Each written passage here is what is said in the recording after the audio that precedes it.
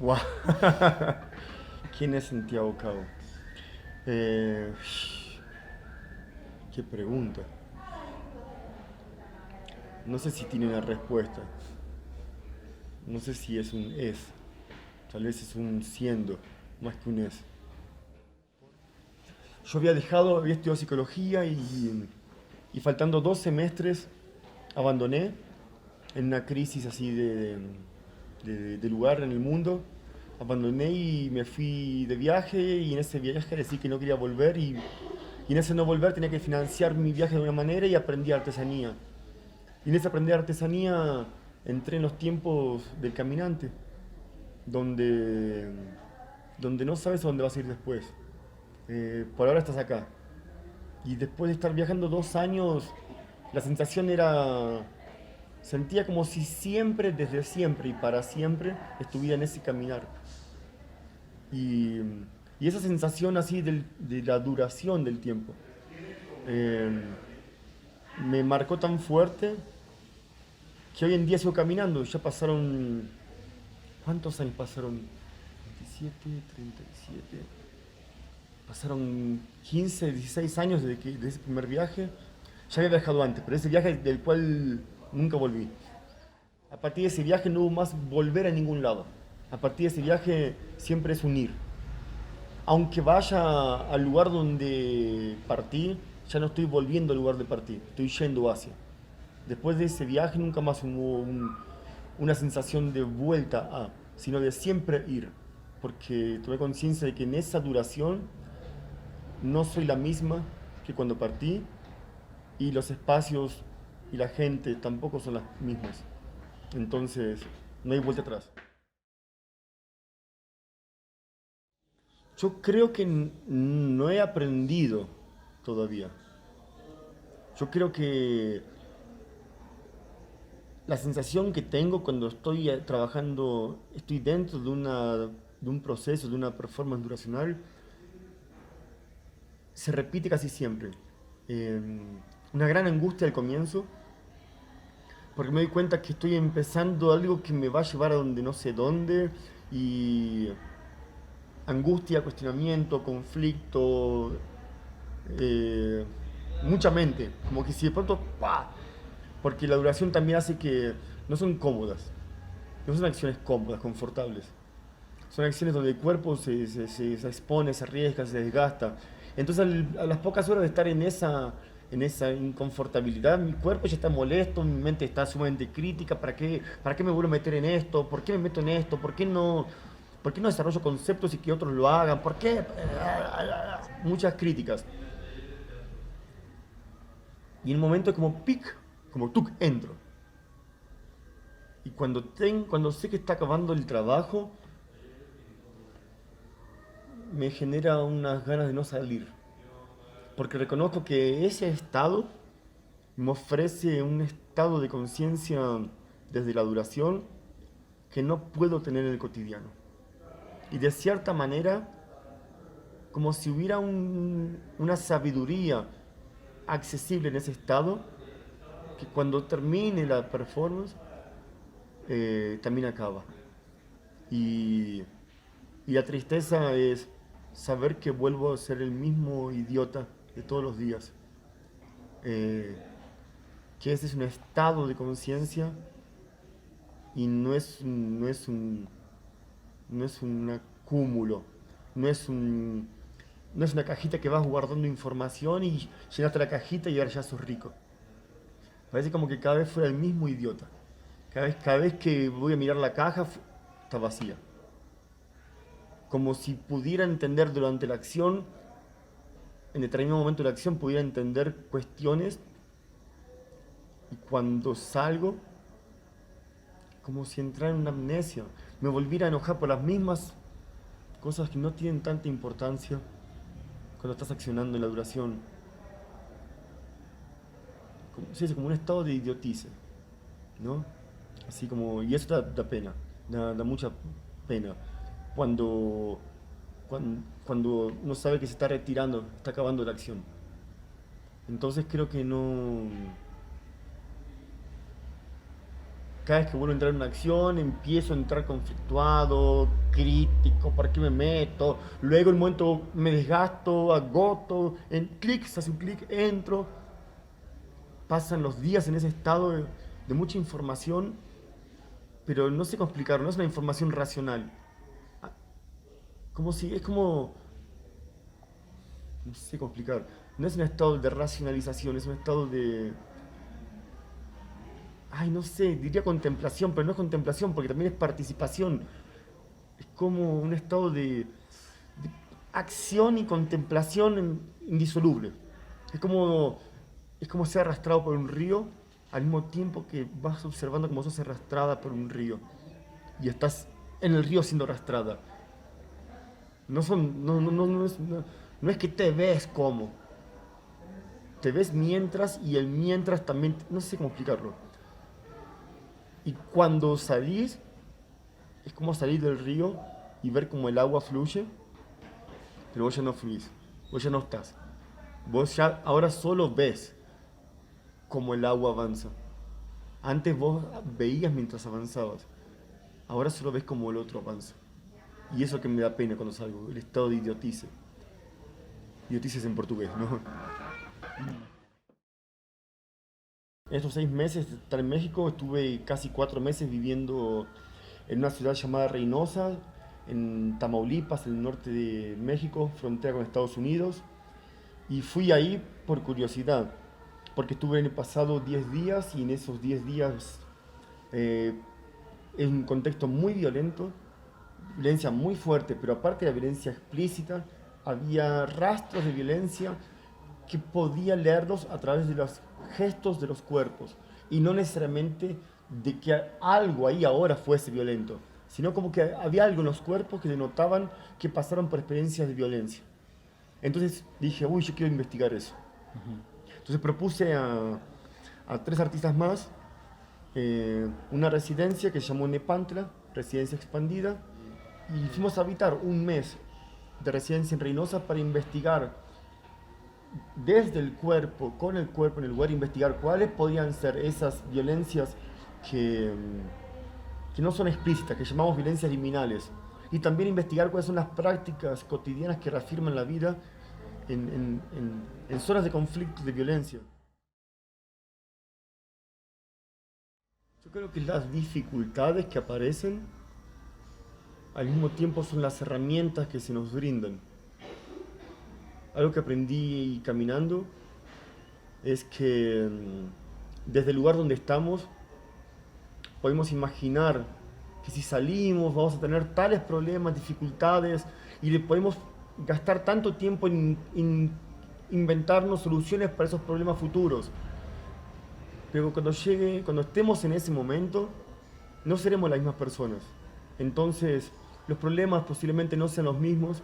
Nos encontremos con otros problemas inimaginables desde donde estábamos antes y también con otras soluciones inimaginables de donde estábamos antes. Entonces, en otros momentos habrá otros problemas y en esos momentos habrán otras soluciones. Entonces, creo que eh, las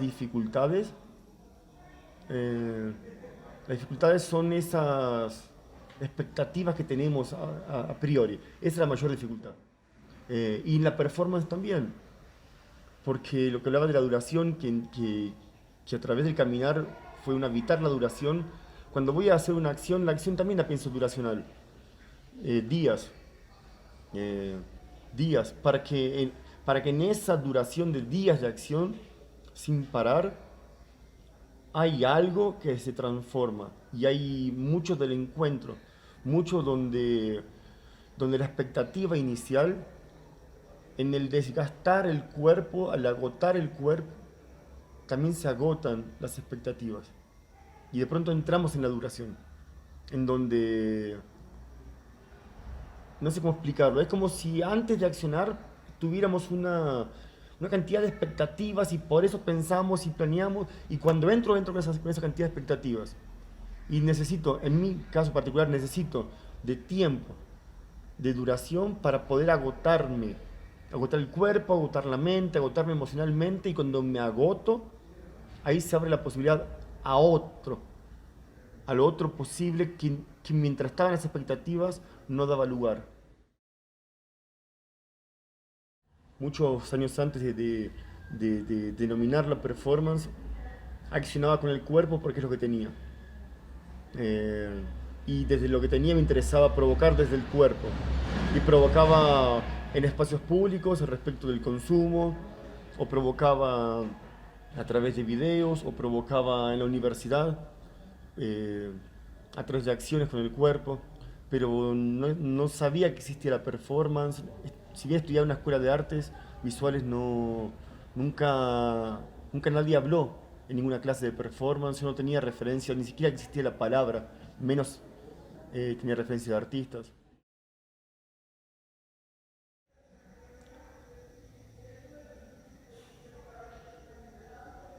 No, no sé, no puedo hablar de referentes. Eh, no. Tal vez por esto mismo, por no haber entrado en la performance a través de la performance, o sea, sabiendo que la performance, no tengo referentes. Mis referentes son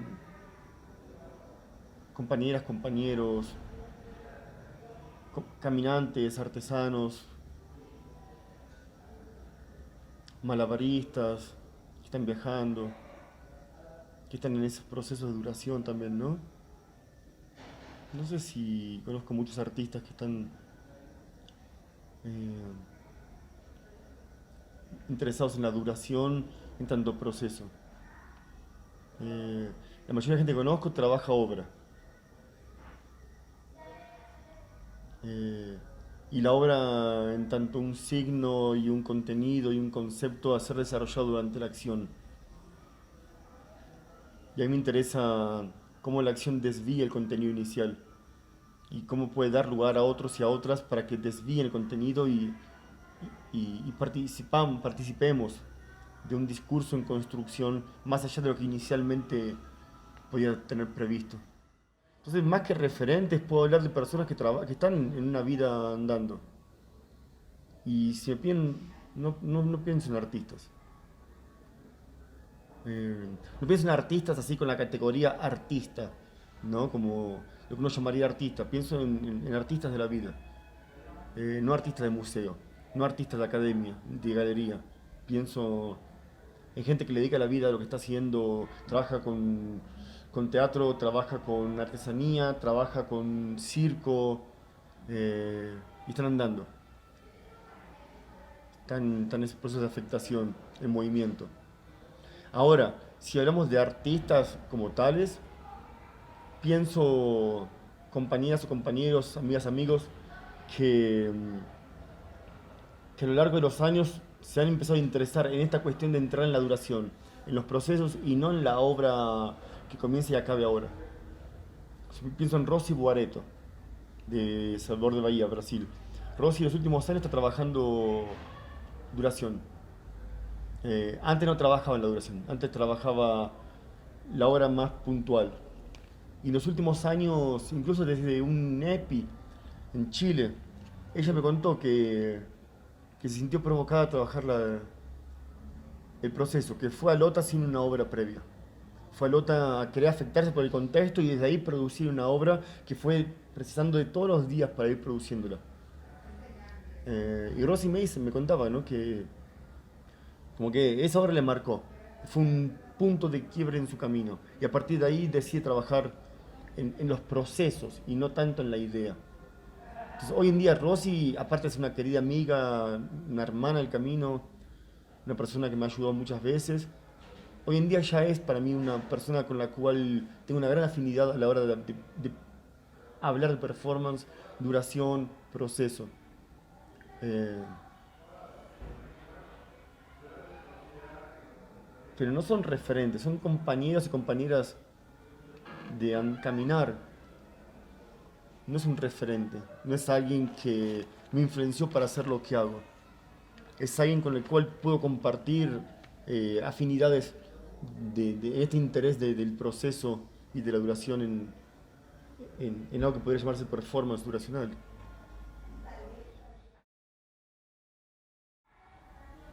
Hago performance porque me interesa, hoy en día por lo menos y hace varios años, entrar en cuestiones de generar situaciones en espacios públicos donde pueda provocar a las personas a detenerse, a encontrarse, a arriesgar qué es lo que está pasando ahí porque quien está accionando no lo dice.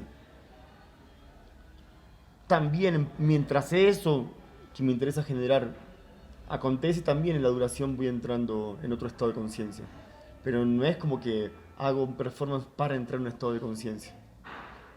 Es como indisoluble, ¿eh? La propuesta política es otra. Pero como es mi cuerpo el que está en acción, en la duración, también aparte de la propuesta política desde la acción, del cuerpo en acción, mi cuerpo en acción se altera, se afecta.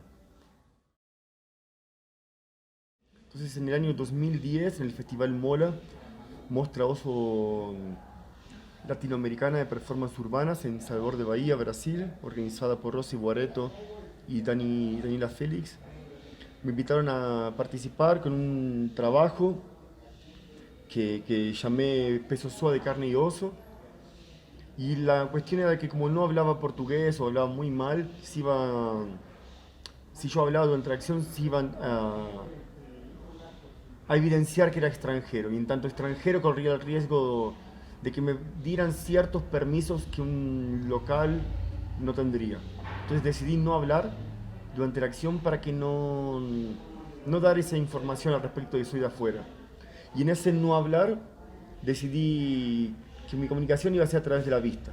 Si alguien me hablase, iba a responderle con una mirada, pero no iba a emitir sonidos, ni mímica. Eh, y en ese momento, a lo largo de esas casi 7 horas que duró la acción, un- las personas me preguntaban qué estaba haciendo, por qué estaba haciendo eso, y al no responderles, las personas empezaron a afirmar qué es lo que yo estaba haciendo ahí según lo que ellos y ellas sabían. Y cuando ya estábamos muy avanzados, no sé qué tendríamos, no tenía reloj, pero imagino que 6 horas ya de acción, llega una persona y me pregunta, ¿qué estoy haciendo? ¿Por qué estoy haciendo eso? Y un hombre que ya estaba ahí hace más tiempo le responde a esa persona, le dice que él no responde, él no dice no, él no habla con nadie. Y otro que estaba también al lado le dice, él solo habla con los ojos. Y esa posibilidad de hablar con los ojos me hizo entender que lo que yo creía que era no poder hablar, se convirtió en un poder no hablar. Por poder no hablar con la mímica o con la palabra, mi cuerpo estaba hablando. Y a través de ese poder no hablar también se estaba dando lugar a que otras personas pudieran hablar durante la acción, participar de esa construcción del discurso que se estaba generando. Entonces yo creo que ese fue el primer momento donde me empecé a cuestionar el lugar del discurso del artista. Cuando por discursar no damos lugar a otros para que también participen del discurso. A partir de septiembre del 2010, la palabra dejó de participar en mi obra. Pero yo trabajaba en espacios públicos antes del 2010. Yo no viajo porque estoy decepcionado donde estoy, porque no estoy bien donde estoy. Viajo por curiosidad, porque quiero aprender, porque me interesa ver, escuché que ahí tal conocimiento, tal práctica, quiero ir a aprenderla. Aunque aquí esté muy bien, aunque sepa que tal vez al ir para allá voy a estar supuestamente peor o menos confortable que aquí. No me voy porque aquí estoy decepcionado, me voy porque soy curioso. Entonces no salí de la práctica estrictamente artística por decepción, salí por curiosidad. Entonces me mueve la curiosidad. Eh, entonces sigo moviéndome en otros campos, articulando lo artístico por curiosidad. Pero no es por frustración, no es por decepción, no estoy contra. Solamente por curiosidad me interesan también otras prácticas, otros campos de saberes, y hacia ahí voy a buscar información, a vivenciarla. Cuando entiendo que lo que me interesa es el espacio público, me voy a Brasil a estudiar urbanismo, una maestría en urbanismo, para estudiar cuál es el saber de aquellas áreas que producen lo urbano, desde las normas, para entender desde ahí cómo desviarlas. Me interesa trabajar en los espacios públicos, pero no en la materialidad del espacio, sino en esa relación que se da entre los espacios y los usos que allí son practicados. Entonces, me interesa cuestionar si un espacio es público solo porque una normativa así lo estipula. Y quisiera entonces hacer referencia a la cualidad de lo público, independientemente si se trata de un espacio público o de un uso público de ese espacio.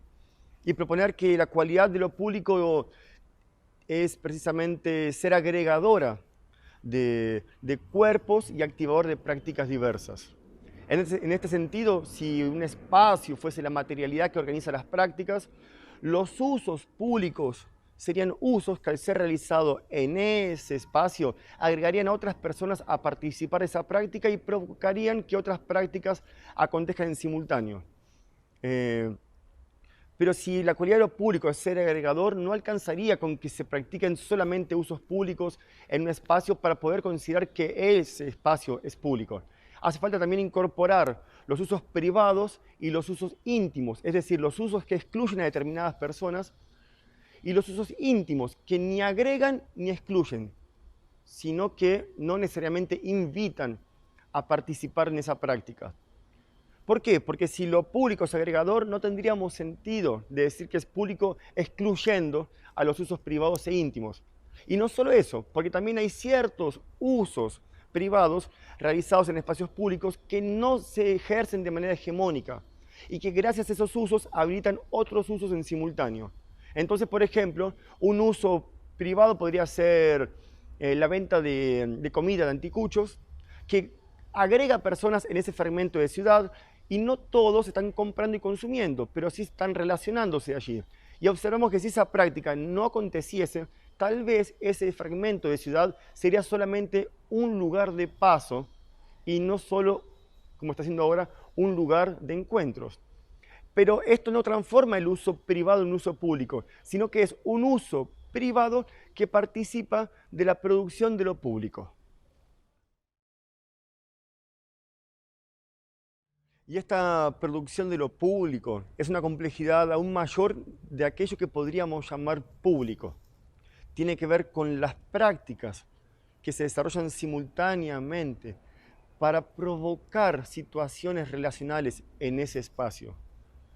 Prácticas incluso que pueden ir contra la ley de cada ciudad, pero frente a legislaciones que legalmente inhiben el uso de determinados espacios en determinadas horas del día o que estipulan los usos correctos para habitar en ese espacio, nos encontramos con la producción de lo público, que expande el repertorio de lo posible, expandiéndolo de manera desviante y agregando otros cuerpos y provocando la activación de otras prácticas en ese lugar, que como había dicho, puede no siempre ajustarse dentro del marco legal de la legislación vigente en esa ciudad.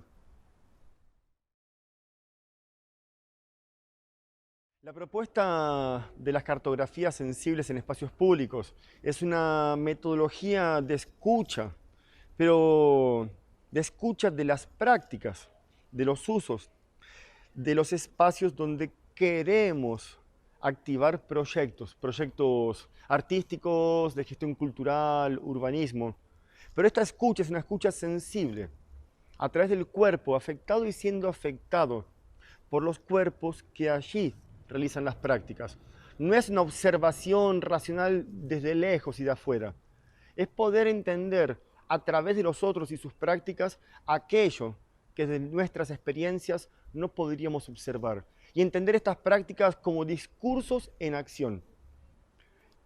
Y permitirnos que estos discursos de esas prácticas puedan componer los proyectos que queremos elaborar, para que cuando estas prácticas se introduzcan, participen de estos proyectos, al ser llevados a estos espacios, puedan también provocar a las personas de allí a participar de los mismos. Por eso las cartografías sensibles, entendido como una herramienta de escucha previa nos permitiría aquello que la razón y un lenguaje hiperracional no nos permite acceder, que son justamente los usos y las formas en cómo estos usos son practicados y principalmente las producciones de lo público que allí son a diarias generadas. Por lo menos si lo que nos interesa es participar de una vida en común en los espacios públicos a través de los proyectos que desarrollamos, entendiendo lo común no como el encuentro de los iguales, sino el encuentro de las diferencias, agregar formas diferentes de vivir la ciudad y expandir el repertorio a través de estas diferencias, el repertorio de vivir en esa ciudad de una manera más relacional.